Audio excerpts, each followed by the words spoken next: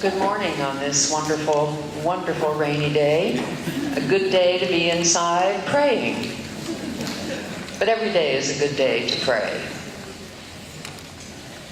I am very touched and grateful for this form of worship. The paperless. And I'm not a musician and I'm not a singer. And I'm always afraid when somebody says we're going to sing our worship. But the wonderful, spirited sounds. And often when I get a little anxious, don't add my voice, or I'm kind of preparing myself to talk, what I do is touch my heart, and I feel the music.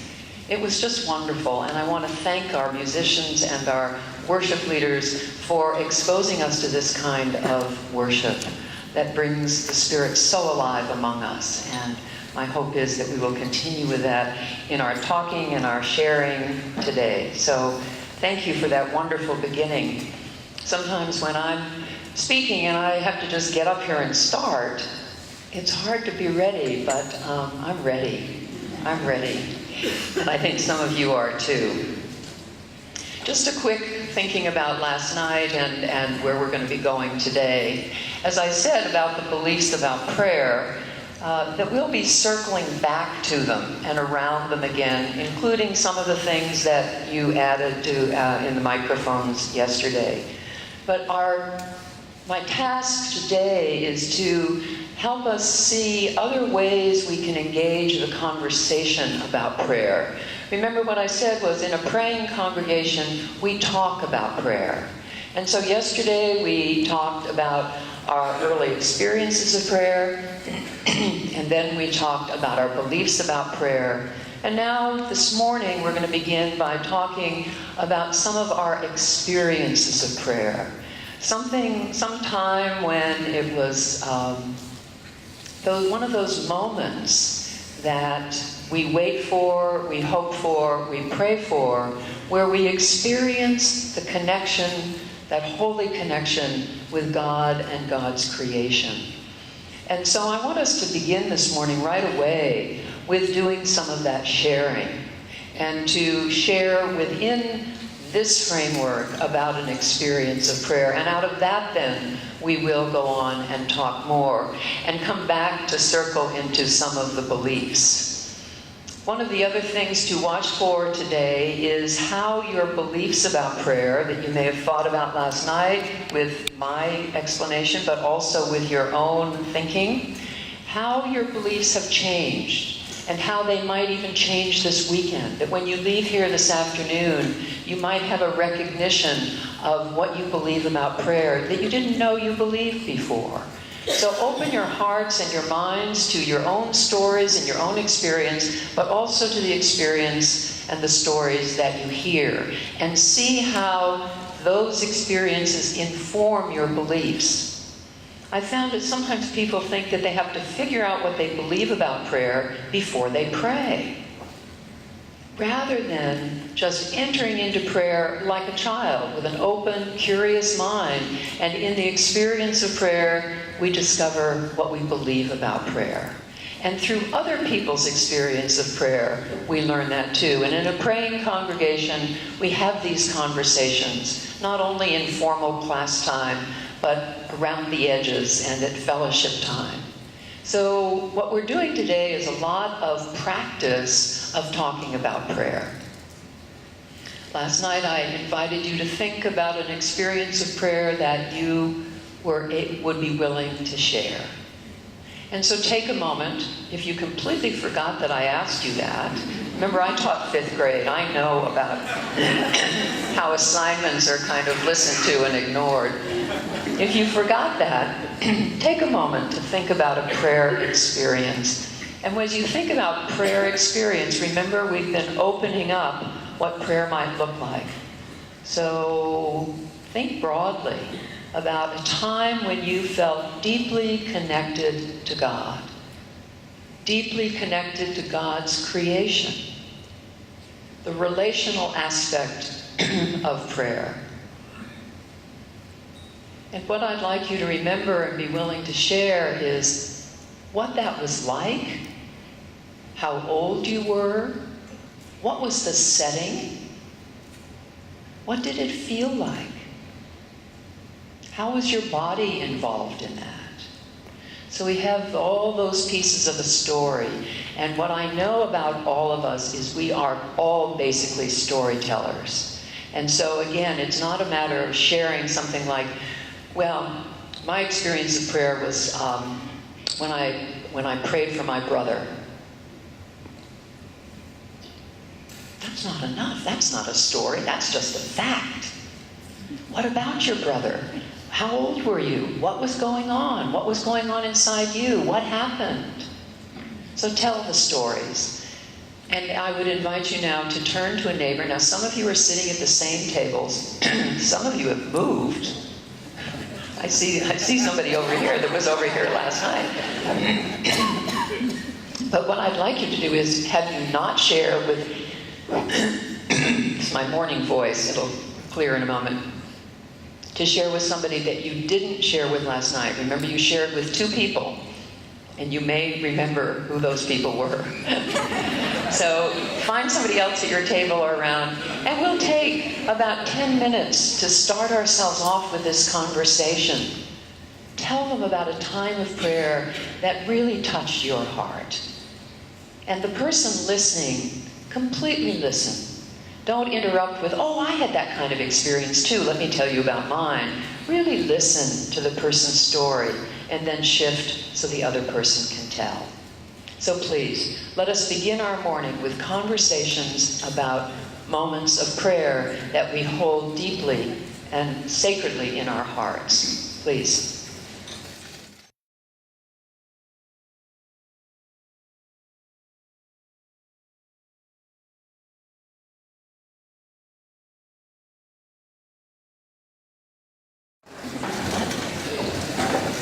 Somebody asked me once, isn't it annoying when people won't stop talking? And I say, no, it would be more annoying if you didn't talk.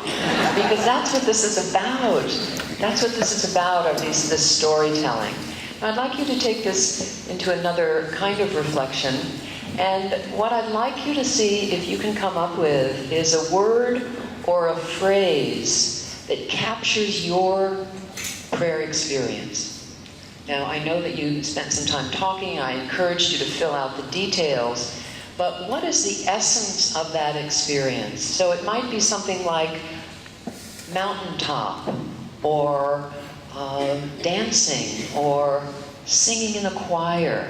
Without all the details that make it a good story, can you take it to a word or a very brief phrase? So just re-listen to your own story and see what might just hold that for you.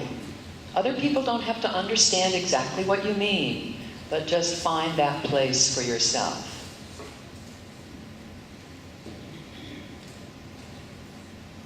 And now let's hear some of them. Just call it out and I will repeat it so it can be heard by everybody if I can hear it. Let's just hear some of those prayer words that grow out of your experience. Change. Change. Wonder. Freedom. Freedom. Music. Music. Peace. Peace. Healing. Healing. Love. Friendship. Friendship. Joy. Surprise. Surprise. Death. Death. New life. Relief. Protection. Protection. Peace. Challenge. Strength. Unity. Beauty. Assurance. Comfort. Okay. Wonderful words. So when we start talking about prayer and include all of that, prayer has so much more possibility. It's not something that we just do. It has that openness, that possibility of wonder and comfort and peace and relief and assurance that you're talking about. And so often when we talk about prayer, we limit our language. But when we go to our experience, like you just did, and come out with those words, it opens it up. And we have a stronger sense, and I think a stronger experience of our willingness and our ability to share about our prayer lives and to hear from one another. And when we do that in a congregation, we begin to have that conversation where, in a formalized way like this, maybe at a group, you talk about it, it allows it then to happen at other times. One of the things that I often say to a congregation, and think about this in your congregation, is what would happen in fellowship hour after the sermon if somebody came up to you and instead of asking you how your vacation was or how your grandchildren were, said to you, and how was your prayer life this week? Now, most people tell me that they think they were in the wrong church. Because we don't ask that question. We talk about everything else, but we don't ask that question. And if a congregation begins to talk about it, that might become a fairly possible conversation. And people won't run away when you ask them that. It helps us move to that place and that understanding of the conversation. Now, I'd like you just to think for a moment in your own congregation, where might this conversation, this invitation to conversation that we just had about remembering a time of prayer for you, where might you introduce that question? Just think for a moment, because this afternoon in our last hour together, we're going to do some planning about what we've been doing here might look like in your congregation. So as we go along and you think about, where would that be an appropriate question to ask in Bible study, in a book study, in a vestry meeting? Where might that be an appropriate question? Could it be part of a sermon? Ask yourself, where might this be? And then some of you might say, that's not a good question for my congregation right now. Just make note of that as well. Now, as we think about opening this conversation in the way that I've been talking about this morning, I've noticed for myself and the people that I work with that the language we use is so important in helping them open up to what their prayer experience is. When I was teaching in seminary at the beginning, and we teach what we need to learn, and then we learn from our students, and we learn from our mistakes. And one of the things I asked one of my very first classes in seminary was to make a list of the ways they prayed. It was a prayer class. I wanted to know the ways they prayed. Well, they struggled, and they came up with 3 or 4 things. And then I realized that if I asked the question differently, I'd get more answers. And so I started to ask the question, what are the ways you honor God in your life? What are the ways you nurture your soul? What are some of the ways you ground yourself in the Spirit? And I found in other years, as I asked the questions that way, I'd say, now I want you to write down 20 ways you ground yourself in the Spirit, or you honor your relationship with God, things you do that nurture your soul. And they would write and write and write and write, because they knew that. They hadn't thought of it as prayer. So the bigger ways we can define prayer, and again, it goes with your beliefs about prayer, and you need to be careful that you have the integrity of your own beliefs. But if we believe that prayer can be most anything we do in our lives, particularly those things that ground us in the Spirit, nurture our soul, honor our relationship with God, people start writing things down. And all of a sudden they say, I've been praying more than I thought I was. I didn't realize that this activity over here really was prayerful. I didn't understand that many of the things I do in my life honor my relationship with God. It's just that I'm not in church and I'm not on my knees. I'm doing other things. So the way we ask the question can be very helpful in helping people look at their understanding and their experience of prayer. And as I said before, what I want to have people know about themselves, and I want you to know about yourselves, is you are prayers. You are prayers. You're not here because you don't know how to pray. You're here because you do pray and you want to know more about it, and you want to share it, and you want to talk about it, and you want to be challenged, and you want to disagree, and you want all of that good stuff. It's not that you just need more information.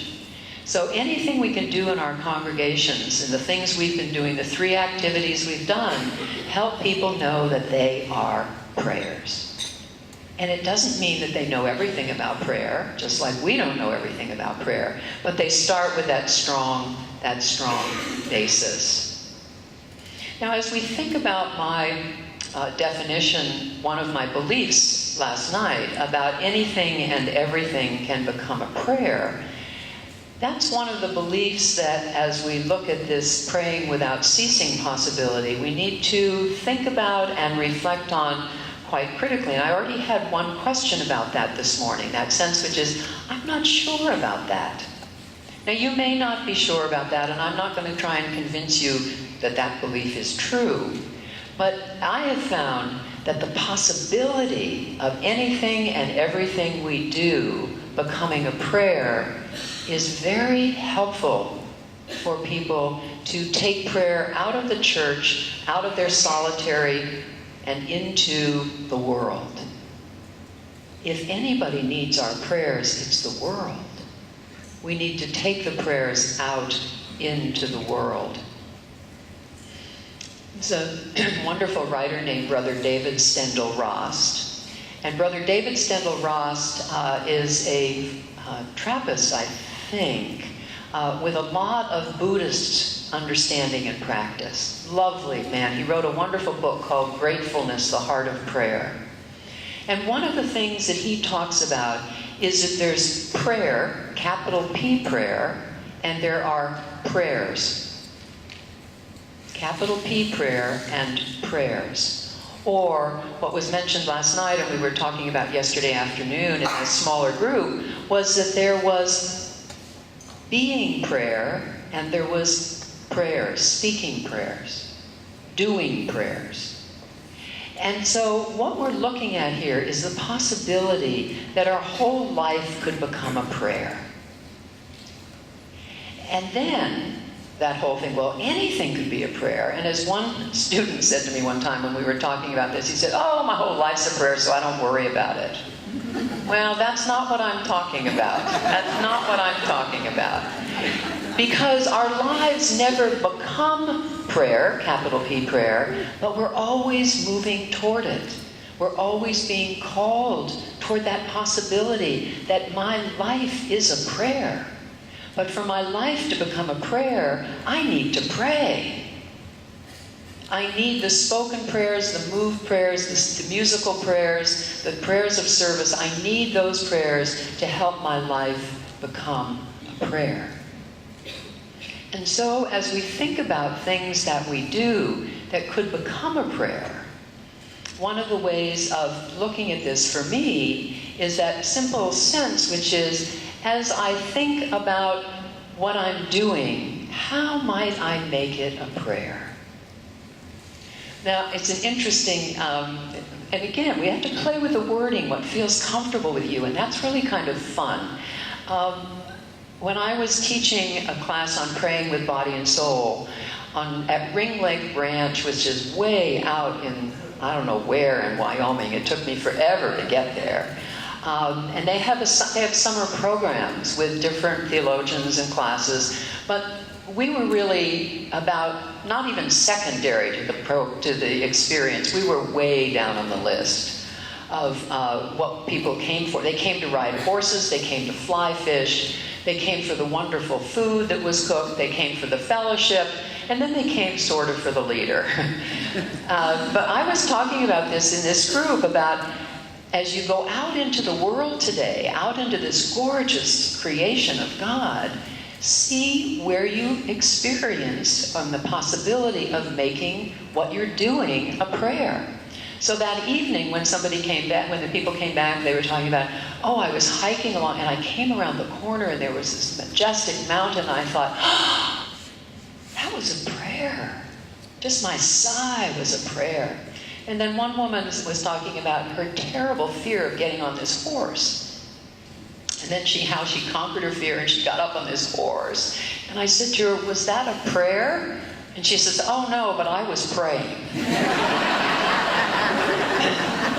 So we can kind of play with that. And then she said, well, you know, the whole horse experience, I wouldn't call it a prayer, Jane. I'm not willing to do that. But I can call it prayerful.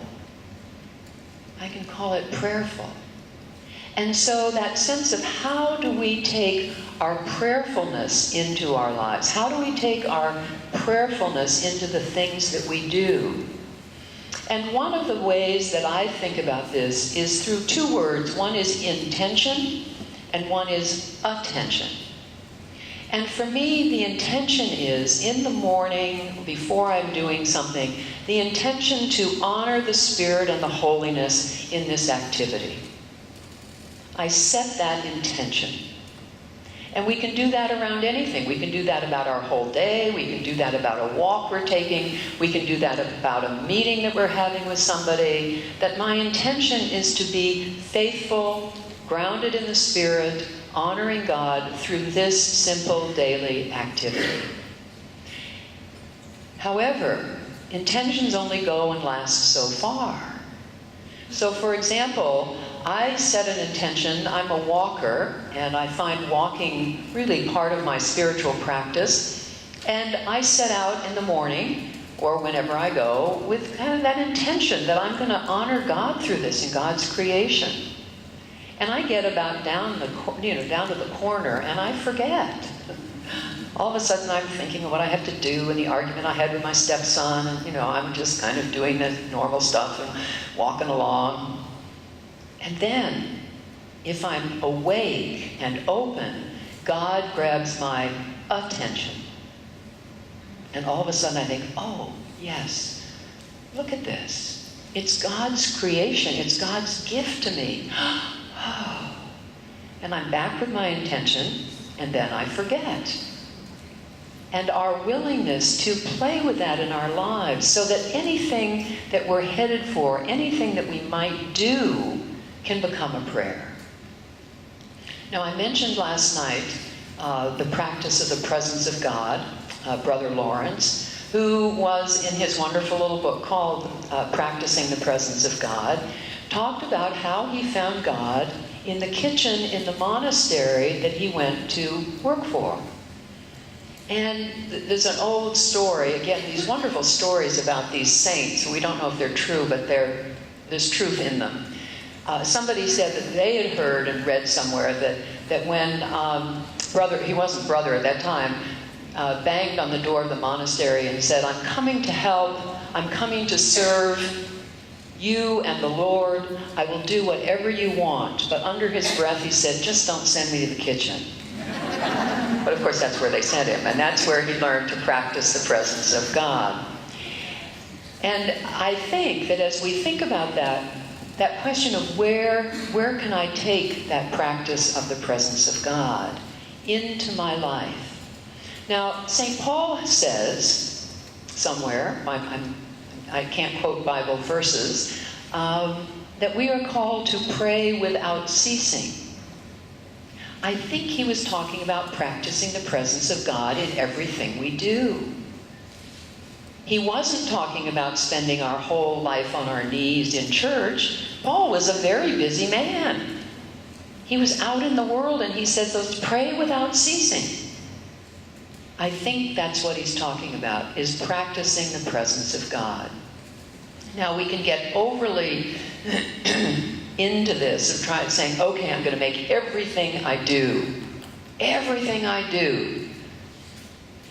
a prayer. You won't. Don't set yourself up. That won't happen. And as somebody said one time when I talked about Brother Lawrence, it was a Methodist conference, and there was a woman in the back of the room. It was a room about this size.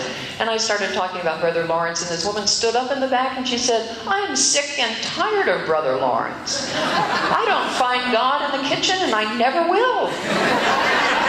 Oh, okay. There are some things we do just to get them done. Now, it may be gardening, it may be kitchen, it may be washing, I don't know. So don't go overboard here and think that there's something, that you can turn everything into a prayer. And also to remember the woman's comment on the horse, that she was praying during it, was one of it, and then her willingness to say, I can do this prayerfully. So if you have trouble saying, this is a prayer, scrubbing the floor or digging in the garden is a prayer, could you ask yourself, could I do this prayerfully? What would that look like to do it prayerfully? And I think it has to do with our intention and our focus and our living in the moment. And so what I'd like you to do now is to look at the week coming up. Just think in your mind about what you have scheduled, either tomorrow or next week, whatever that is, and see what's on your agenda. And all of us have our day timers and our calendars, and sort of, most of you, something you're going to be doing next week. You don't have an empty calendar. And think about what of those things might you turn into prayer through intention, through opening yourself to attention to God, by practicing the presence of God in that moment. So I'm going to be quiet for a minute, and I'd like you just to, and I think sometimes it's helpful, I'm a writer, so I tend to write things down to get things clear. I'd like you to find one or two things that you would be willing to shift your attitude just a little bit and make that a prayer experience. Is it a meeting you have with your child's teacher? Is it a phone call? Is it a meeting with a friend where there's conflict? Is there a walk scheduled? A committee meeting scheduled? You know your own schedule. I'm going to sit down for about 5 minutes, and I would invite you to silently reflect and to write down somewhere 2 things that you are willing to experiment with in the coming week. 2 activities that you've always thought of as just what you do. Carpooling. To write those down and begin to think about what it would look like to make them prayerful, or even to make them a prayer. So let's reflect on our coming week and see where you might be willing to do that.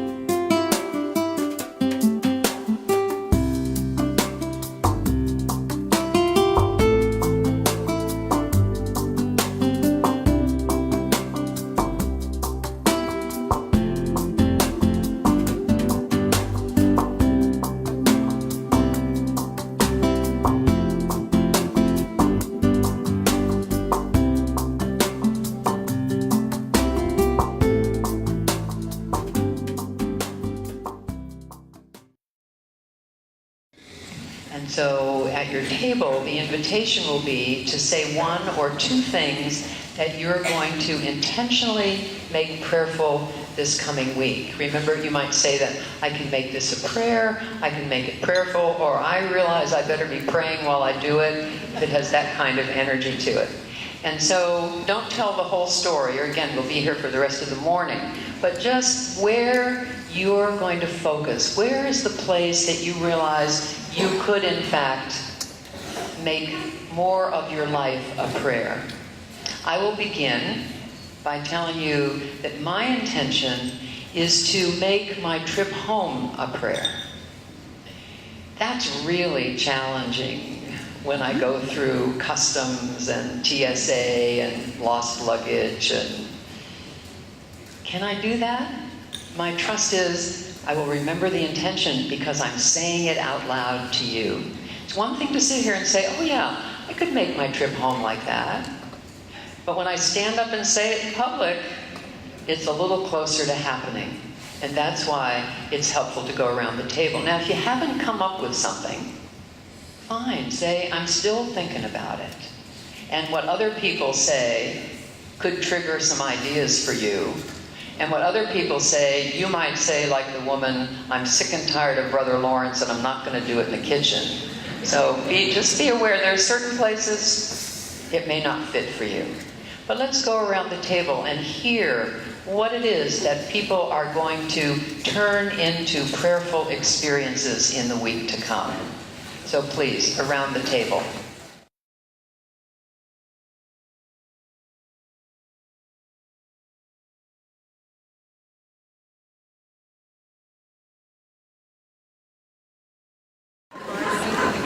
Now, I hope you're laughing with your friends and not at your friends.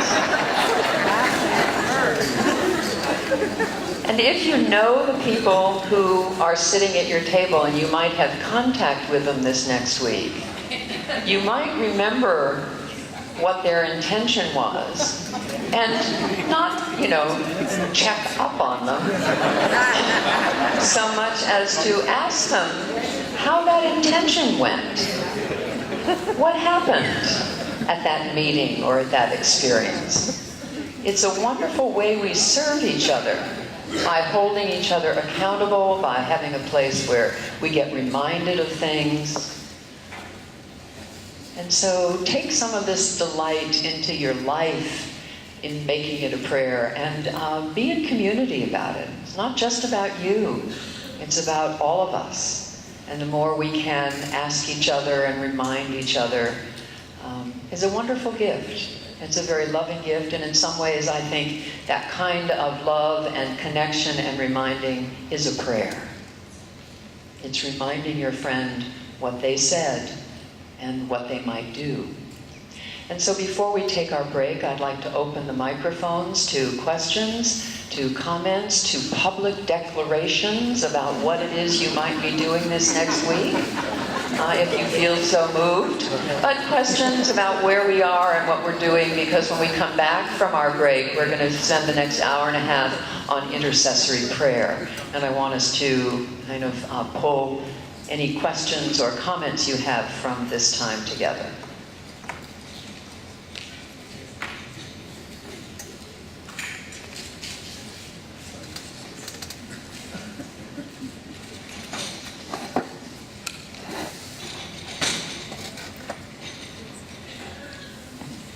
My students tell me I can wait longer than anybody they know.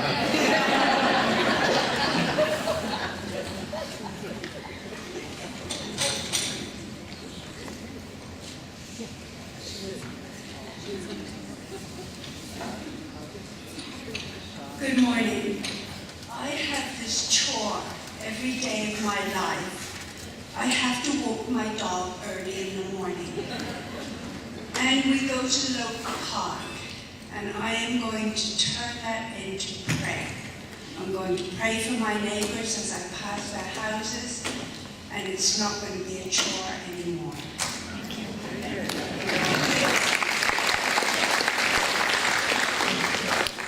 Good morning. Good morning.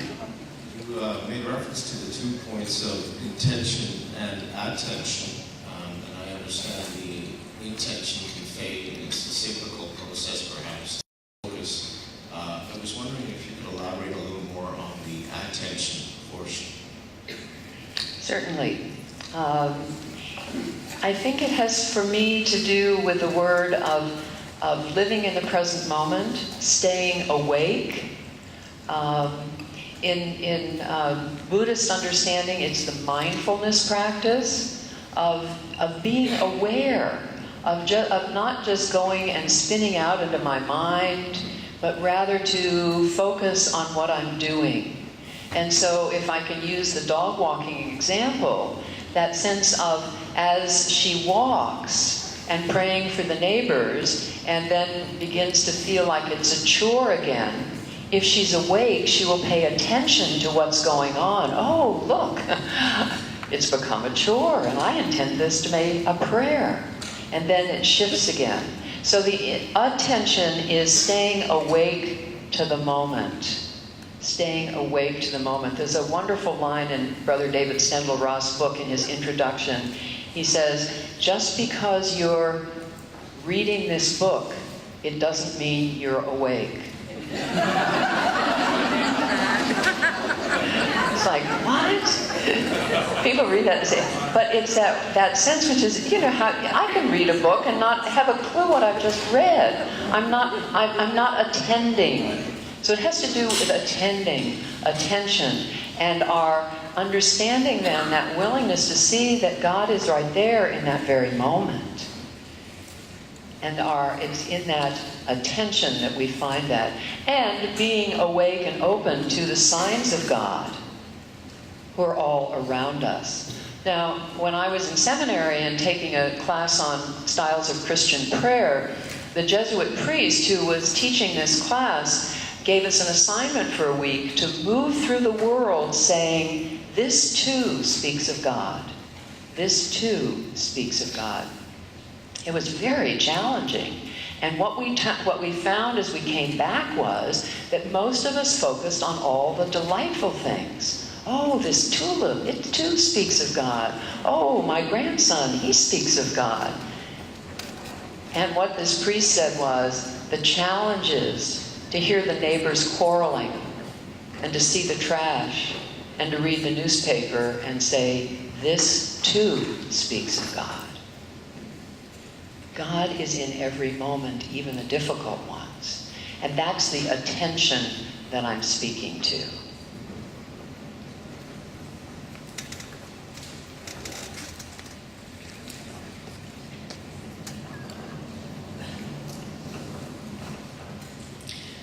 I was thinking about the dishwashing, and wondering if sometimes the actual activity may be monotonous, maybe something we don't look forward to, but that it can become prayerful if we think about the result. Like if dishes don't get done and they pile up, well, first of all, it's depressing. I can say that because I know there's dishes not done in my house right now. But I mean, and if they continue to not be done, actually it becomes a health issue.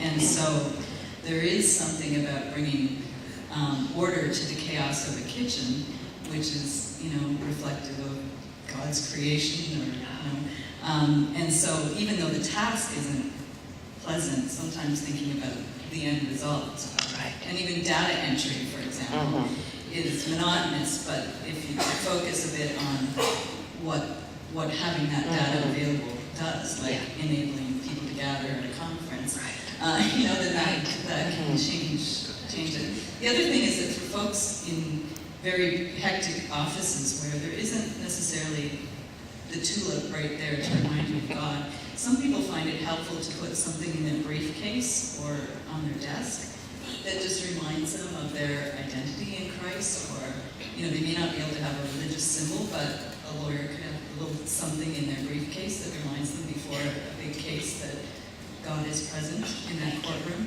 So Good. those are some things. Thank you. That's really helpful. Yes, please. I just want to say that I want to uphold Brother Lawrence. Just absolutely love him. I had 6 children, and we didn't first have a wash-up machine. I had to do them by hand. And so I love Brother Lawrence, and I think I need to uphold him. Thank you. Please, last one. Yes, I'm here again. I just want to say, my wife passed away about 11 years ago, and I had been praying on and off, like, sometimes I did, sometimes I didn't. I went to church and went to the beach and bicycling, and I prayed my way.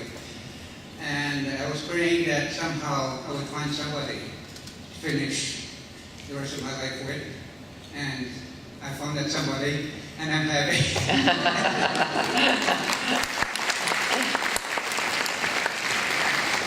That's a wonderful witness and a way to end this session and move into a half-an-hour break. So we'll be gathered by flute music, is that right, at 11 o'clock? And take your, they've been adding to what was already there. Talk about answer to prayer. Somebody said they were looking for chocolate. Maybe that prayer's been answered as well. So enjoy your break, and we'll gather again at 11.